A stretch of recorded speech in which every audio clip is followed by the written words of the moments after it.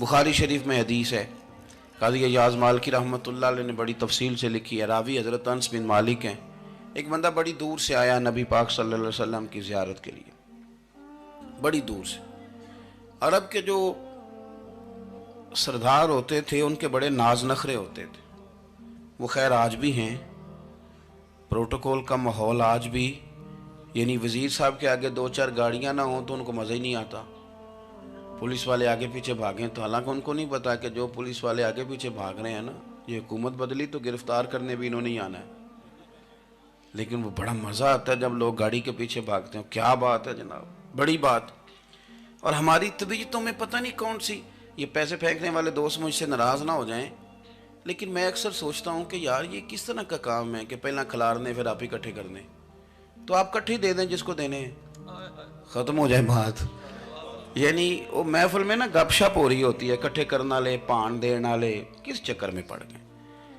حضور غوث اعظم رضی اللہ تعالیٰ عنہ کی محفل میں شیخ یحییٰ نجاج آیا کرتے تھے تو وہ کہتے تھے کہ ہم وہاں گنتے تھے آج کتنے بندوں نے توبہ کی، تو ہم سے گنے نہیں جاتے تھے، اتنے لوگ توبہ کرتے تھے۔ بزرگوں کی محفلوں میں توبہ کرنے والے گنے جاتے تھے، ہماری محفلوں میں پیسے گنے جاتے ہیں اور وہ پرچیاں دی جاتی ہیں۔ ایسا نہ کریں، اس سے گھٹن پیدا ہوتی، اور پھر جو نوٹوں والے ہوتے ہیں وہ فرنٹ سیٹوں پہ آ جاتے ہیں۔ بہت سارے غریب سوچتے ہیں کہ میرے پاس بھی اگر کرارے نوٹ ہوتے تو میں بھی آگے ہوتا۔ تو کم از کم یہ جو میلاد کی محفل ہیں ان میں تو سب کو ایک جیسا رہنے دے، یہاں تو امیر غریب کا فرق نہ ہو، اس کو تو مہربانی کریں۔ تو نبی پاک صلی اللہ علیہ وسلم کی خدمت میں وہ شخص بڑی دور سے آیا، تو عرب کے بادشاہوں کا مزاج تھا، پروٹوکول بڑا چاہتے تھے، ان کا تو یہ طریقہ تھا کہ حکمرانی کرنی ہے جیسے بھی ہو۔ اگر کسی غلام نے دھوپ میں بندھا رہ گیا، اونٹ اور چھاؤں میں نہیں باندھا تو درے مارتے تھے، اور اگر اس نے کھول کے باندھ دیا تو پھر بھی مارتے تھے، کہتے تھے اتنا سیانہ ہو گیا تو انہیں پوچھا ہی نہیں، خود بخود ہی باندھ دیا۔ وہ شخص حضور کی بارگاہ میں آیا اور بہت سارے لوگوں کے پاس کیونکہ وہ جاتا تھا اپنے سربراہ کا پیغام لے کے، تو وہ کانپ رہا ہے جب حضور کی بارگاہ میں گیا، ڈر رہا ہے۔ اب ذرا بات کو سمجھنا، نبی پاک صلی اللہ علیہ وسلم نے اس سے فرمایا کیوں ڈرتے ہو، سادہ آدمی ہے، دیہاتی ہے، بدو ہے۔ اللہ کے رسول نے تھپکی دی، کیوں ڈرتے ہو؟ تو کہتے ہیں حضور مجھے آداب نہیں آتے اور مجھے ڈر آتا ہے، کوئی بات اگر ایسی ہو گئی آپ مدینے کی حکومت کے سربراہ ہیں تو کہیں آپ ناراض نہ ہو جائیں۔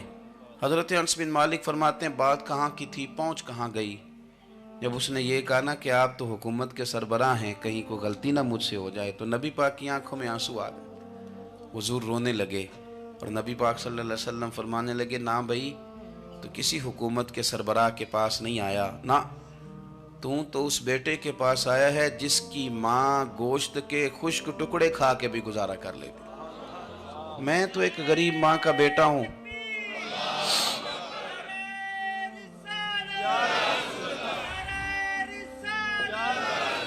بھائی اگر آپ کا یہ ذوق بن جائے، دیکھو نا آج تو لوگ بھول جاتے ہیں نا، کپڑے بدل لیتے ہیں تو وہ سمجھتے ہیں کہ شاید سارا کچھ ہی بدل گیا، یعنی گاؤں سے آ کر پڑھنے والے بھول ہی گئے ہیں کہ کس کی ماں نے کتنا زیور بیچا تھا۔ لوگ بھول جاتے ہیں چیزوں کو، اپنے ماضی کو یاد رکھیں، آپ لوگوں کے ساتھ پیار کریں، آپ لوگوں کو موقع دیں، آپ تھوڑی سی اور کوشش کریں اس شخص تک جانے کی جو آپ کو مایوس نظر آ رہا ہے، پریشان نظر آ رہا ہے۔ یہ ہمیں میلاد والے محبوب صلی اللہ علیہ وسلم نے درس دیا۔ ایک اور پہلو، حضور سید عالم صلی اللہ علیہ وسلم نے، ہمارے ہاں نا ابھی بھی برادری کی تقسیم ہے، ابھی بھی، اور کچھ میں نے ایسے کمزور لوگ بھی دیکھے، یہ اس طرح کی حرکتیں ہارے ہوئے لوگ کرتے ہیں، ہارے ہوئے لوگ جو اپنے آپ کو سمجھتے ہیں کہ میں کوئی بڑا آدمی ہوں۔ بڑا آدمی تو اپنے اخلاق سے ہوتا ہے، اپنے کردار سے ہوتا ہے، اپنی سخاوت سے ہوتا ہے، لوگوں سے پیار کرنے سے ہوتا ہے۔ باقی یہ کہ بیٹھ کے کہانی سنانا کہ میں بڑا کچھ کرتا ہوں، تو جو کچھ کرتا ہوتا ہے اسے سنانے کی کوئی ضرورت ہے؟ ایک اور بہت سارے لوگ آپ تعزیت کرنے جائیں نا والد کے انتقال کے بعد، تو ان بیچاروں کو بتانا پڑتا ہے کہ ابا جی میرے بغیر دوائی نہیں کھاتے تھے۔ تو میں کہتا ہوں اگر تیرے بغیر نہیں کھاتے تھے پھر بتانے کی ضرورت نہیں، پھر تو سارے گاؤں کو پتا ہوگا کہ تیرے بغیر نہیں کھاتے تھے۔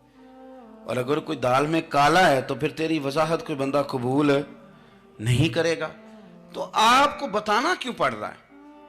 اور آپ بار بار اس بات کا ذکر کیوں کر رہے ہیں کہ ہم بہت بڑے قبیلے کے ہیں؟ صاحب اگر آپ بڑے قبیلے کے ہیں تو پتہ ہوگا سارے علاقے کو آپ کتنا لوگوں کا خیال کرتے ہیں، آپ کس قدر محبت کرتے ہیں، آپ کا انداز کریمانہ کس طرح کا، پھر آپ کو بتانے کی کوئی ضرورت نہیں ہوتی، پھر خود بخود خبر ہوتی ہے۔ حضرت سیدنا ابو ذر غفاری رضی اللہ تعالیٰ عنہ، قبیلہ بنو غفار ایک بڑی شاخ تھی قبیلوں میں سے، جو لوگ اس زمانے میں مالدار قبیلوں سے تعلق رکھتے تھے ان میں سے ایک بڑا نام تھا۔ ساری زندگی چودراہٹ کی، لیکن میلاد ایک انقلاب کا نام ہے۔ میں میلاد منانے والے دوستوں سے گزارش کرتا ہوں کہ آپ ہر سال میلاد منائیں، اور ہر سال میلاد کے بعد آپ تھوڑے بدل بھی جائیں، یعنی تھوڑے سے بدل جائیں۔ کچھ لوگ کہیں یار یہ داڑھی میں نے نا 12 ربیع الاول والے دن رکھی تھی، یہ میری میلاد والی داڑھی ہے، اور داڑھی رکھیں بھی نبی پاک کی مرضی کی۔ کس کی مرضی کی؟ نہ ناراض ہو جائے جی میں ٹور چلا، بس کس مرضی کی جی؟ اپنی مرضی کے نہیں۔ داڑھی کا وزن کو نہیں ہوتا کہ پوری مٹھی رکھیں گے تو آپ کو کوئی دقت ہوگی، کوئی وزن نہیں، پوری رکھیں، جو حضور کا طریقہ مبارکہ ہے جو ہمیں ملتا ہے اس پر آپ توجہ فرمائیں۔ تو میں جو بات عرض کرنے جا رہا ہوں وہ میلاد انقلاب ہے۔ حضور سید عالم صلی اللہ علیہ وسلم کی بارگاہ میں آنے سے پہلے لوگ کچھ اور ہوتے تھے، اور یہاں سے ہو کے جاتے تھے تو پھر ان میں تبدیلی آتی تھی۔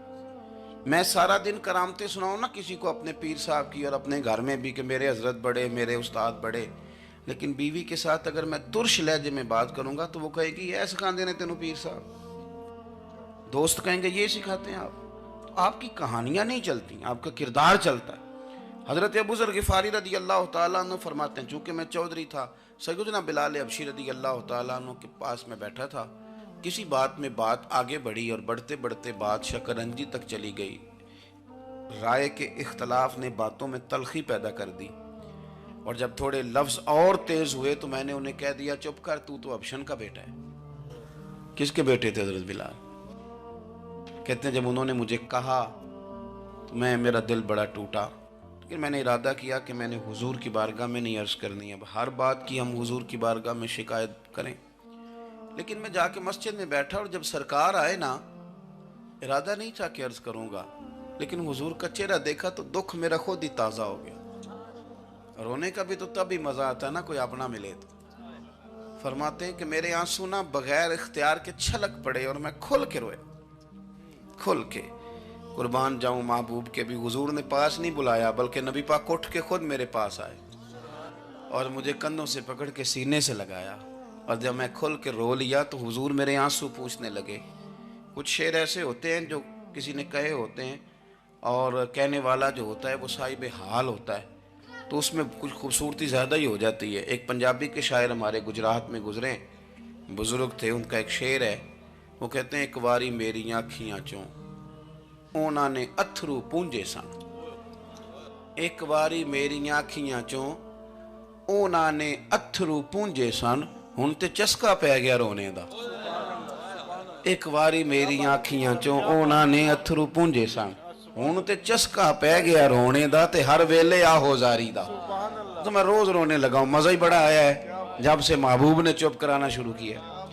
میرے عزیز، اور پھر حضرت بلال حبشی رضی اللہ تعالیٰ عنہ چونکہ حضور کے غلام تھے، اور انہیں پتہ تھا کہ سرکار میری ناز برداری کرتے ہیں، حضور نے چپ کرایا۔ فرمایا کیوں روتے ہو؟ تو عرض کرنے لگے یا رسول اللہ صلی اللہ علیہ وسلم، اگر میں ابشن کا بیٹا ہوں تو میری تو غلطی کوئی نہیں نا، یہ تو تقسیم اللہ کی ہے نا۔ الذی خلقک فسواک فعدلک فی ای صورت ما شاء رکبک، جس طرح وہ چاہتا ہے، جس کو چاہتا ہے اس طرح کی اس کی صورت بنا دیتا ہے۔ تو مجھے ابشن کا بیٹا کہا جاتا ہے، میری غلطی کیا ہے؟ حضرت بلال نے بھی نہیں بتایا کس نے کہا ہے، لیکن نبی پاک صلی اللہ علیہ وسلم نے کیا فرمایا؟ امام یوسف صالحی نے لکھا ہے، ذرا غور کرنا بات پر، تسلیاں لوگ اور رنگ میں بھی دیتے ہیں، پر یہ تسلی بڑی انوکھی ہے۔ حضور فرمانے لگے بلال اگر تو ابشن کا بیٹا تو پریشان کیوں ہوتا ہے؟ کالے رنگ والی ماں کا بیٹا ہے تو پریشان کیوں ہوتا ہے اگر تیری والدہ کا رنگ کالا ہے تو؟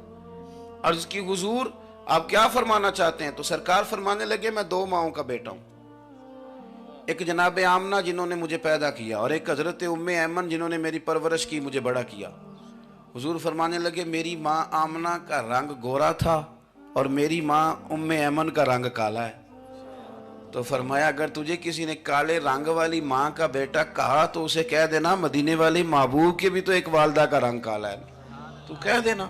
حضرت بلال کہتے ہیں کہ وہ اس طرح کی تسلی تھی, طفل تسلیاں نہیں جس طرح کی ہمیں دی جاتی, وہ اس طرح کی خوبصورت تسلی تھی کہ اس کے بعد میرا دل ایسا ٹھنڈا ہوا, پھر کسی کا تانا نہیں رہا, پھر کسی کی تکلیف نہیں رہی. رسول پاک صلی اللہ تعالی علیہ وسلم نے یہ جو آج تقسیم ہے ہمارے ہاں اونچ نیچ کی, چھوٹے بڑے کی, ذات برادری کی, حضور فرماتے ہیں میں نے پاؤں کے نیچے رکھ کے کچل دی. اب اس کا کوئی سٹیٹس نہیں رہا, اب یہ کوئی معاملہ نہیں. اور اگر آپ نے ابھی تک ہمارا چینل سبسکرائب نہیں کیا تو فوراً سبسکرائب کیجئے, ساتھ ہی بیل آئیکن پر کلک کریں تاکہ مزید آنے والی ویڈیو ہیں وہ آپ کو وقت پر ملتی رہیں. اللہ حافظ.